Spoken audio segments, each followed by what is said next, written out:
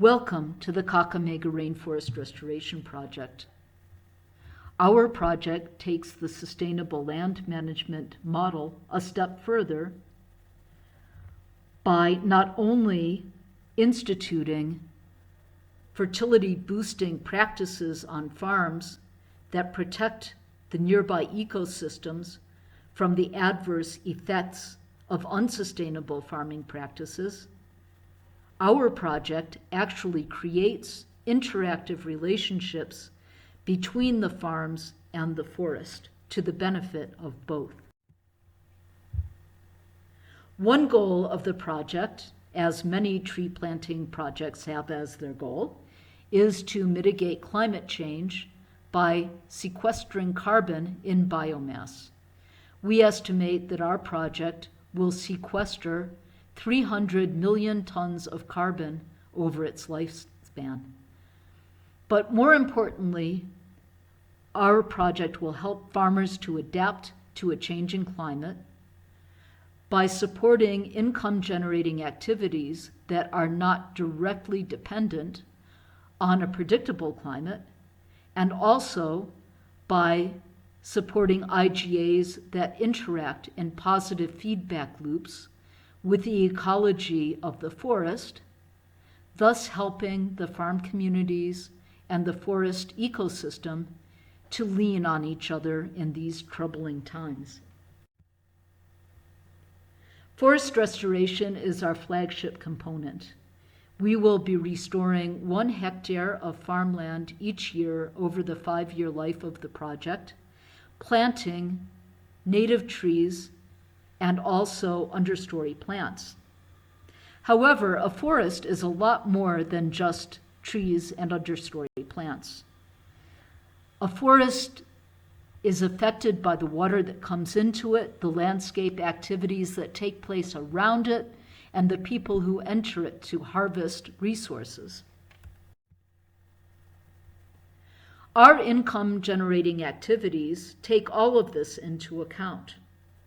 We've selected 3 IGAs that interact with the forest in positive feedback loops that will create an incentive for the farmers to maintain the forest ecosystem. The first of these is beekeeping. Bees will pollinate not just the crops, but also the forest plants and collect nectar from the blossoms on the agroforestry trees. Mushroom cultivation. We intend to collect spores of wild mushrooms from the forest, propagate them in mushroom houses in the farms, and those same mushroom colonies can be used to reestablish populations of mushrooms in the forest that have been destroyed by overharvesting. The substrate to grow the mushrooms in the mushroom houses will come from crop debris such as corn husks and leaves falling off of the agroforestry trees. At the same time, the forest will help to provide a moist and cool climate that is ideal for producing mushrooms. The agroforestry component, using native trees, will provide shade for low-growing crops such as bananas and coffees, create corridors and habitat patches that can help connect fragmented populations of wildlife in the forest, and provide substrate for mushroom cultivation. Each of these IGAs was also selected for its capacity to feed into a diverse range of value chains. For example, beekeeping is not just about putting honey in a jar and selling it on the local market. Honey can be filtered and processed and sold to supermarkets, hotels, and restaurants. It can be marketed to places like the Middle East, where people drink a lot of tea, have a lot of money, and like honey in their tea. Bees also produce beeswax, which can be used, for example, in making candles, which are always in high demand in Kenya because of the frequent power blackouts we have here. Bees produce venom that can be used as an anti-allergenic and propolis, which can be used as a nutrient nutrient supplement and immune system booster. Mushrooms can be sold fresh on local markets.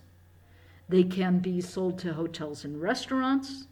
They can be freeze-dried, frozen, and tinned so that they are shippable to foreign places such as Asia. East Asia, for example, has real hunger for mushrooms and mushroom products.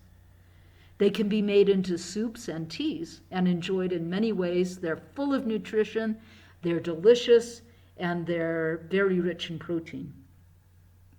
The agroforestry species that we are selecting, such as elgin teak, are hardwoods that can be used to produce high-end furniture, doors, veneer, floors, and other uses of the wood that go above and beyond the typical production of eucalyptus poles for use in construction.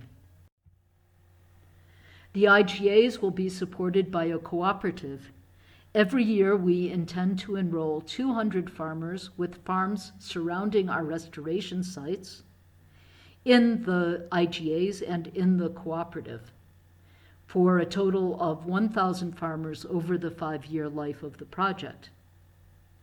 The cooperative will elect its board of directors from amongst its membership. Therefore, farmers will be on the board of directors and will have a direct stake in the profitability of the cooperative. The cooperative will have a savings and loans function so that there's constant reinvestment in the value chains. The duties of the cooperative will be to ensure quality and quantity of products so that the cost of transporting and marketing those products are minimized and the number of brokers and marketers are minimized. The cooperative will provide market access. One of the responsibilities of the board of directors will be to identify new markets for new products produced by the value chains. The cooperative will also be responsible for creating value chains, for adding to value chains, for making sure that the road networks are adequate, the processing facilities such as sawmills are adequate for increasing the value of the products produced through the IGAs. The cooperative will further magnify negotiating power of the individual farmers by grouping them together so that they can use their negotiating skills to get lower prices for their inputs and higher prices for their products. The IGAs will include an extensive training program that will start with basic financial and organizational management and go all the way up to marketing skills. Organizational management will teach the farmers how to create a board of directors, what the rules of order are, how to conduct a meeting without one person dominating so that everybody is heard, how to draft and pass a constitution, how to file for registration. The financial training will cover bookkeeping, which seems fundamental, but many farmers don't keep books and don't actually know at the end of the year whether they're making a profit or a loss. The training program will cover basic technical aspects of production of all of the value chains, from constructing a mushroom house to maintaining a healthy bee colony. The training program will challenge the farmers to think about value chain addition so that they have a dream of where their product lines can take them in terms of marketing opportunities and increasing their incomes. The training program will also teach the individual farmers marketing skills, because at some point the farmers are going to have to sell their products and they need to argue for why their products are superior to products that are not produced by the Kakamega Rainforest Restoration Project. Getting out of the IGAs and moving on to the watershed rehabilitation component, I mentioned that water coming into the forest is important for maintaining the ecological health of the forest, and also for maintaining the productivity of the farms that drain into the forest.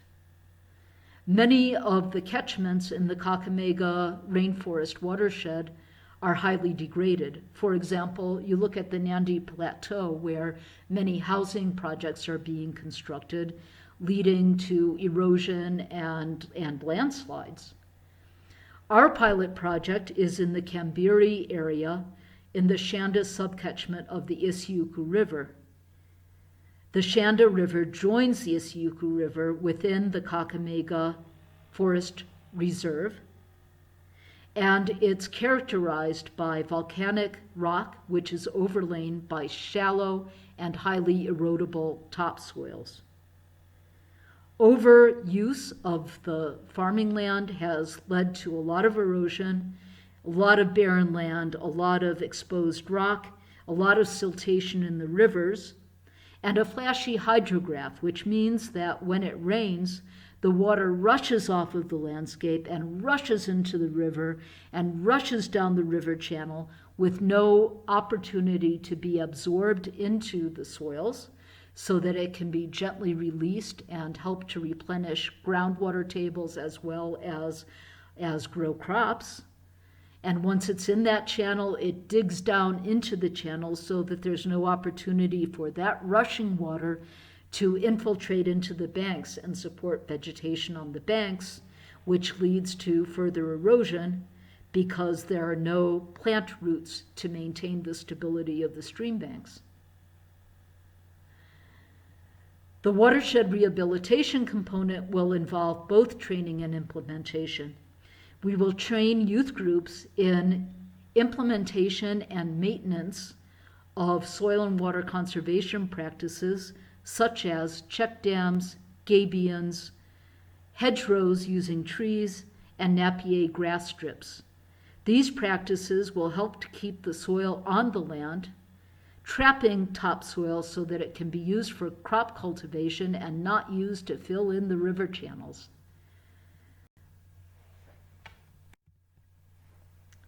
Finally, we have a spiritual component which emphasizes the sacred relationship between God, humanity, and the rest of God's creation.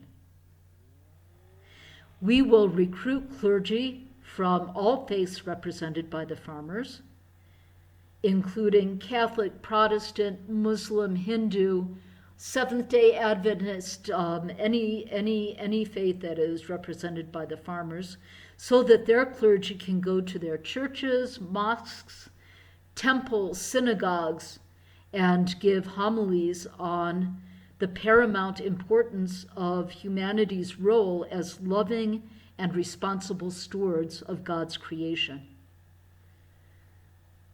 We also intend for these clergy to visit individual farms during watershed events, such as inauguration of a mushroom house or planting of agroforestry trees, to bless the proceedings and to hold interfaith prayer services in which members of the community will participate and hopefully be inspired. The overall purpose of the spiritual component is to balance the profit motive so that people don't lose sight of the importance of the long term, because profits are short term, but man's relationship with God and the rest of nature is eternal. So basically, what we hope to do is provide a small but persuasive model that small farmers can coexist with a global market system and with natural ecosystems in a profitable and sustainable manner. That is, unlike the arguments of some large agricultural lobbying organizations, AGRA is not amongst these, by the way, we don't see that it's inevitable that small farms disappear. We think small farms can join together and create a force that supports its members and supports the forest and feeds into a thriving market at the local, regional, and international levels.